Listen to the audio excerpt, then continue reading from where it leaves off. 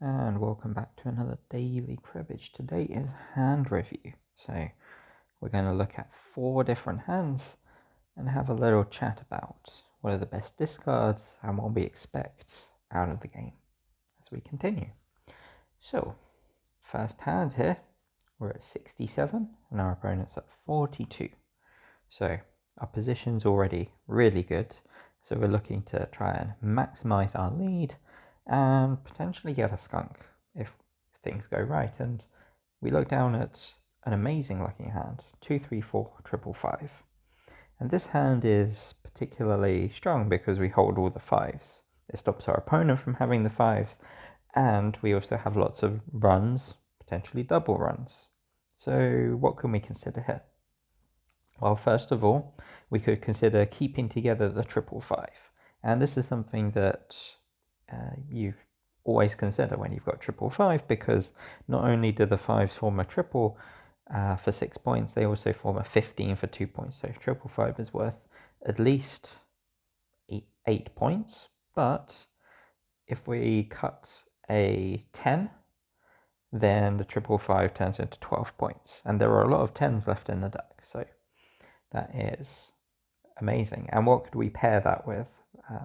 We've got triple 5. The natural thing to put that with would be the 4, because we get to throw away 2, 3 in that case. And 2, 3 is the best discard out of 2, 3, 4 because it makes 5 and it's connected. So it turns into runs in the crib when our opponent throws away aces, and it also makes lots of 15s whenever our opponent throws away, say, 10 king or any other pair of 10s, and a 10 comes up on top. So the first option we have outlined is throwing away 2, 3 and keeping 4 triple 5.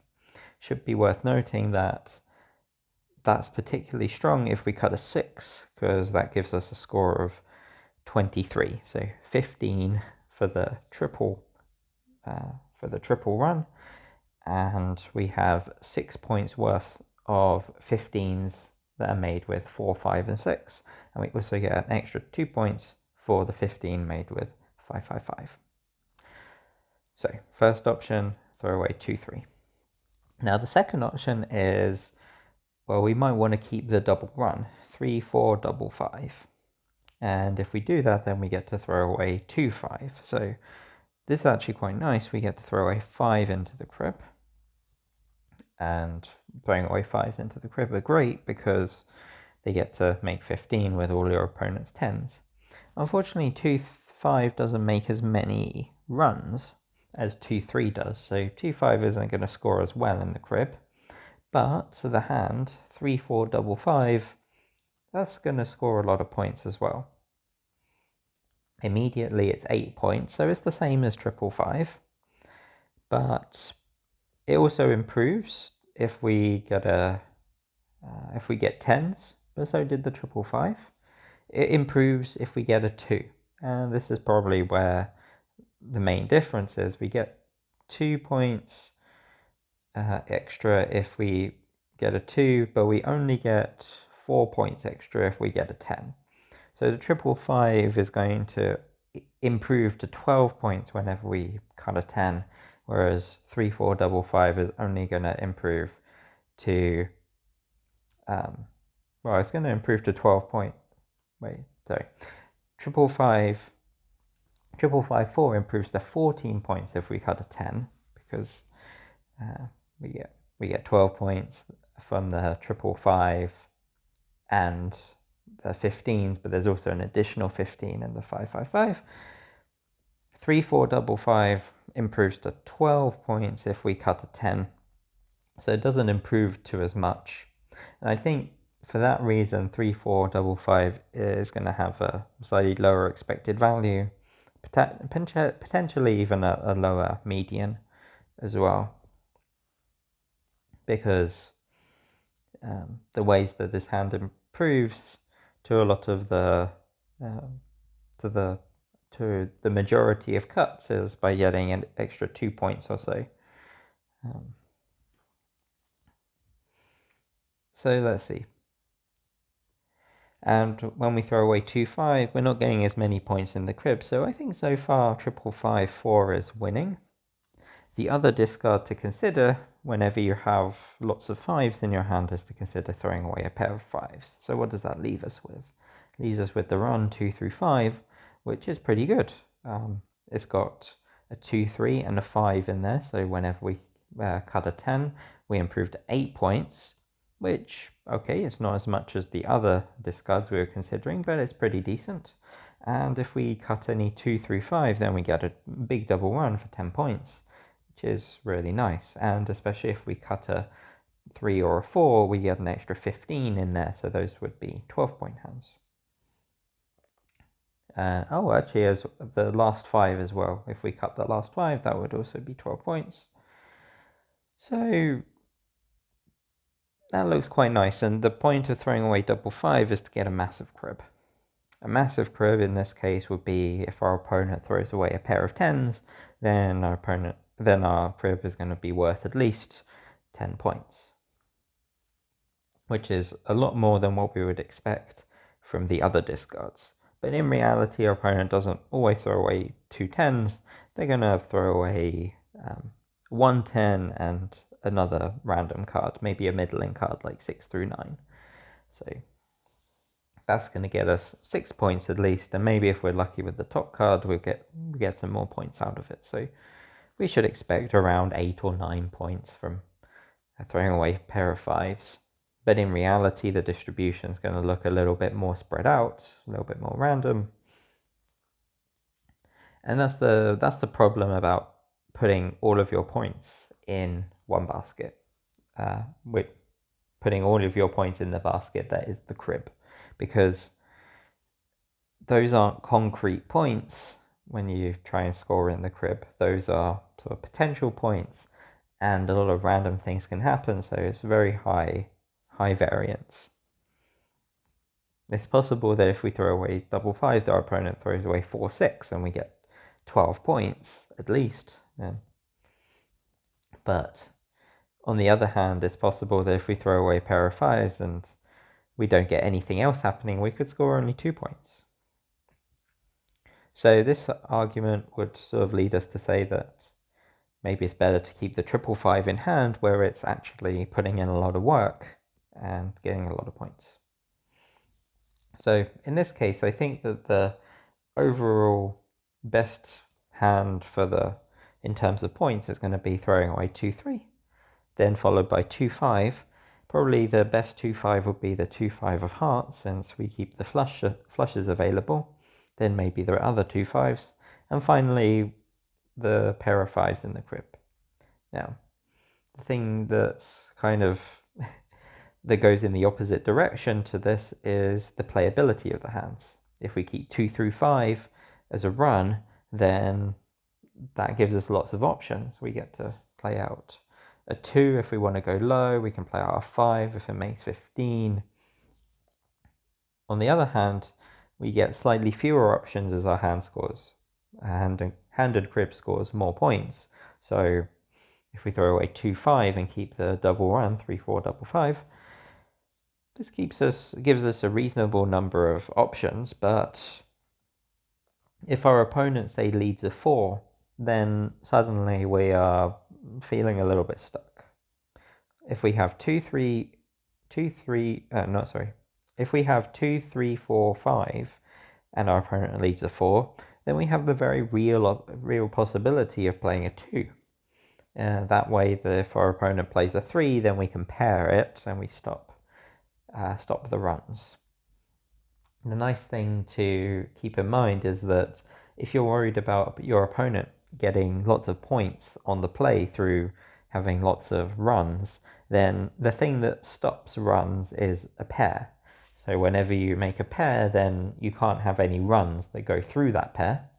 So that means that if your opponent leads a card and you have no choice but to play a card that's close to it, you could play a card that's maybe that has a gap, so that if your opponent fills the gap, then you can pair it and you can stop further runs, which sort of limits the number of points.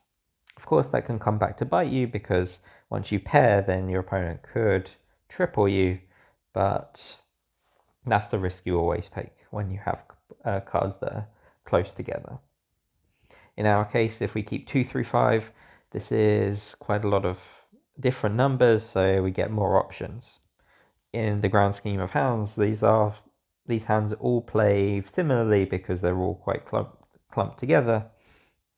3, 4, double 5 has the bonus of having a pair of 5s, so if our opponent ever pairs one of our 5s, we might get to triple it. And if we keep 4, triple 5, our hands are pretty tight. We have to play out our 5s, and it might seem quite bad, but actually as the dealer we get a lot of flexibility. We get to keep more hands and they play pretty reasonably. I think it's actually not too much of a problem. The only thing that we would be worried about really with 4, triple 5 is if our opponent, say, leads a 6 and starts playing out runs on top of our 5s, and we've got no low cards to cut those up. So in this case, I think the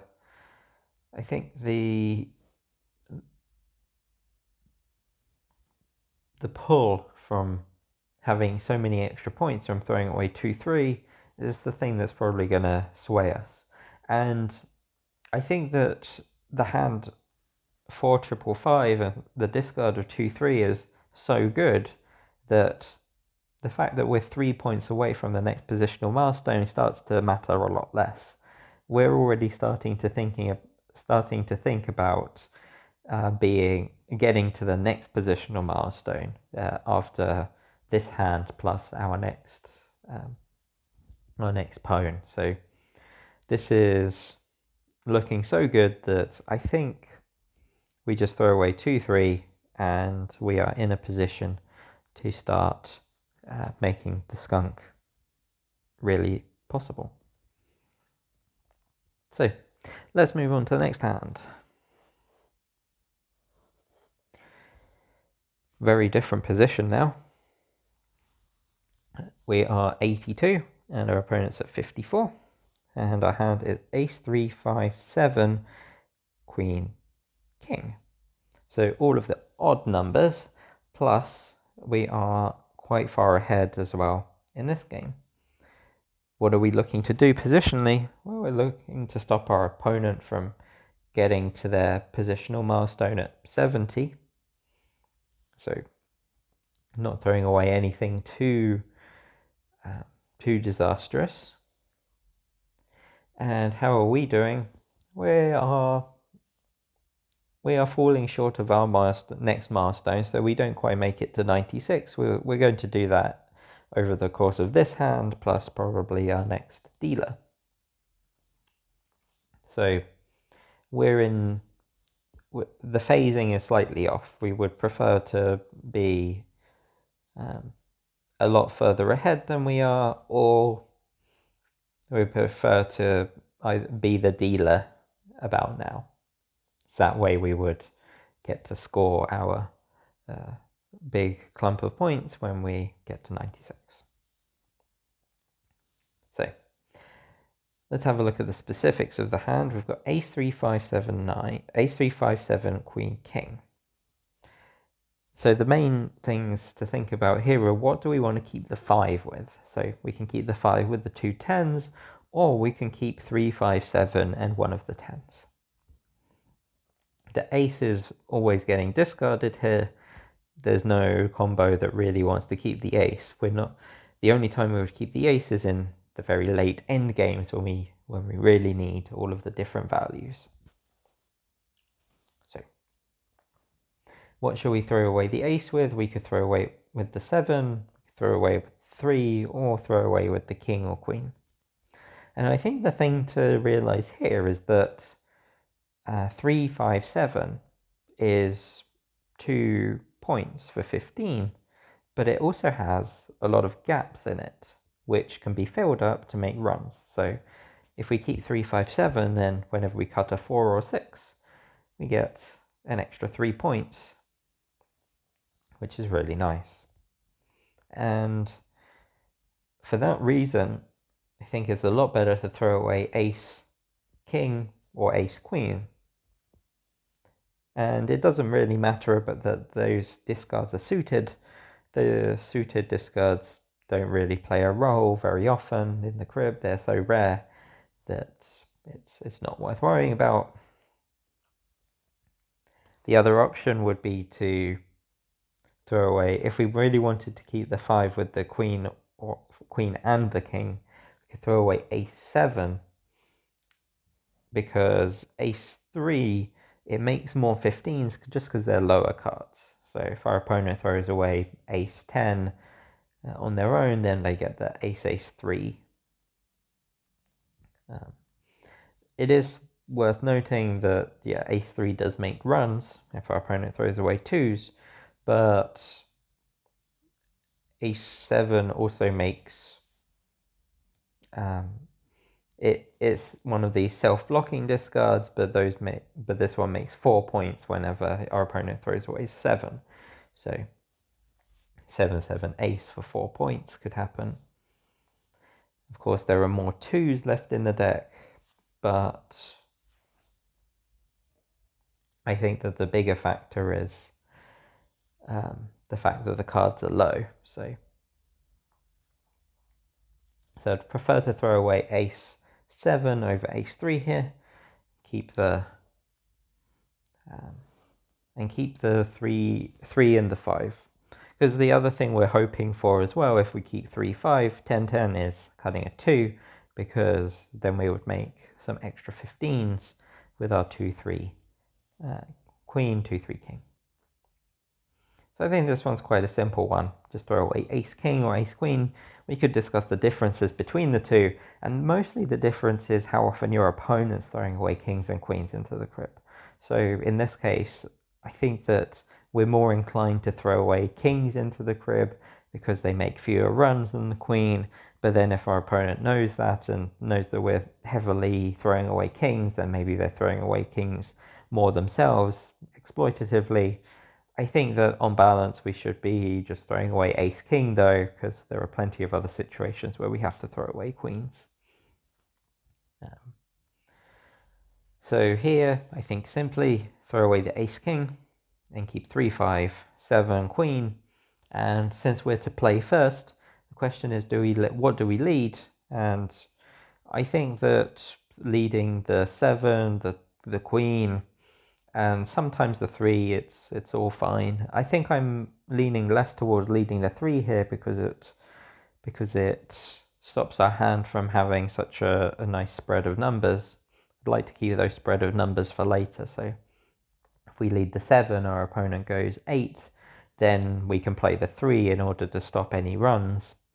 And if our opponent makes the total quite high and we can't play our 5 or queen out, maybe we can even get 2 points from playing out our 5 and queen together.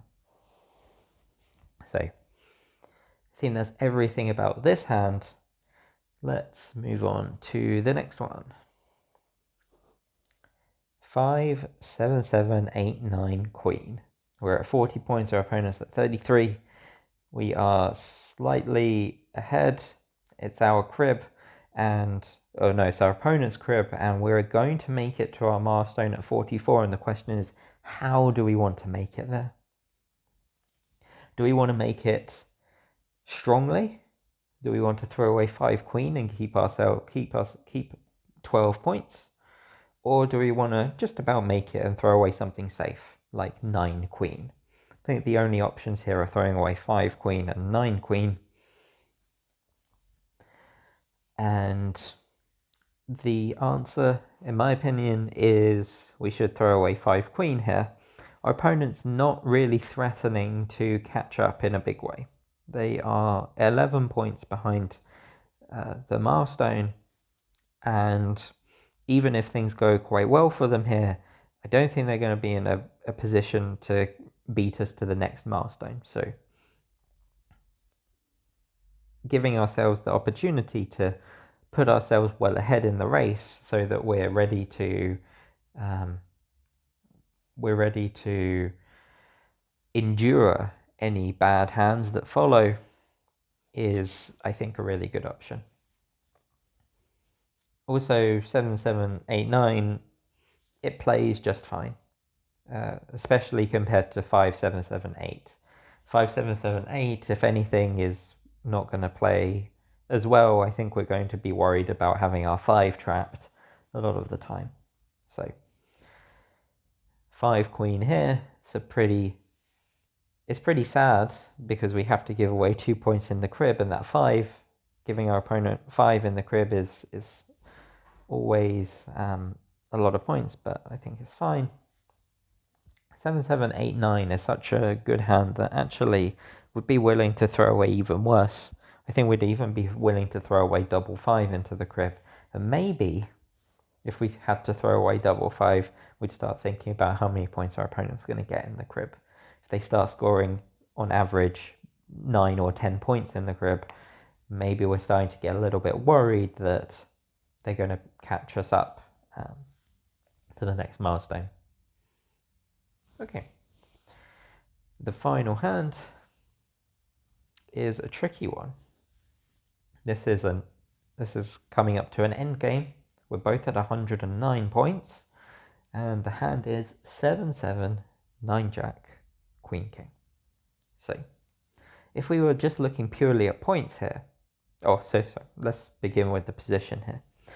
We're both at 109 points. So, if our opponent's pawn gets a slightly lucky hand, if they get a good scoring hand, 12-point hand, and there are plenty of 12-point hands their opponent could have here. For instance, 4, double 5, 6. They have all of the 4, double 5, 6s because we don't block any of those cards. If our opponent has 7, double 8, 9, that's a little bit more common than our opponent having double 7, 8, 9, or replacing actually the 9 with 6s. So 6, 7, double 8, or 6, double 7, 8. Those are all 12-point hands that our opponent could have. Opponent doesn't have so many of those hands that contain 7s because we've got 7s. Mostly we're worried about those double runs that are involving 4s, 5s, and 6s. Opponent could have also hands that have lots of 5s and 10s in them. And those could be worth 9 or 10 points. At the worst, they could be worth 6 points. And so the thing is, we lose to a lot of those hands already. So actually we can sort of stop thinking about them. The thing we need to consider are hands that our opponent doesn't win with, but that we still beat. And we need to consider whether we are going to go out after this hand or the next hand. And when we look down at our hand now, and we see all of these numbers that aren't really comboing, the only combo we have is Jack, Queen, King. And it's very hard to keep Jack, Queen, King because those are all 10s. And it means our opponent has a really easy time playing against us. So perhaps the natural discard here in a general position would be to throw away 7, 7 if we weren't considering the scores. And the point is that we just keep the most number of points. It's not going to help us here because 9 Jack, Queen, King plays so terribly. I think in this position we have to think about how our hand plays and give ourselves more options. I think throwing away Jack, Queen is one such way to do it. Another way would be to throw away, say, 9 Jack, give ourselves 7, 7. And if we want to really keep the Jack, Queen, King, we could maybe keep it with a 7. That's the 7 is slightly more disconnected from the 10, so it gives us the option to jump in a slightly different way, but still, it's not much. I think here we have to prioritize the different, giving ourselves lots of different values to play with, and so there are many ways to do that. We could throw away all of the different pairs of 10s, so Jack, Queen, Jack, King, Queen, King. However, Jack, Queen is the one that makes us the most points in the crib because it turns into the most number of runs. And also Jack Queen allows us to keep a king, which hopefully won't get paired by our opponent very often on the play. Our opponent probably throws away more kings than other picture cards. So this one's a really tricky position, and I think overall we're not expecting to win this too often. Our hand isn't really conducive to a lot of points. We are the dealer, so we get the crib as well, but even with the crib, we don't really see ourselves getting many points there. So if our opponent doesn't make it, we don't expect to make it to 121 either. And on the next turn, our opponent's going to probably be in a position where they're going to get ready to go out on the play as the dealer. They're going to be needing to score only a few points on the play, probably to go out. And we have to either survive that, which we've had to survive a lot already in order to get to that position, or we have to try and get more points on the play than our opponent there. So in both cases, it's slightly hard for us because as pawn, our opponent gets to react to what we're playing, and we also have to get a little bit lucky on the points we get in the crib. So those are 4 hands and my analysis of them. What do you think about these hands? How would you play them, and what would you discard? So I hope you enjoyed that, and I will see you next time.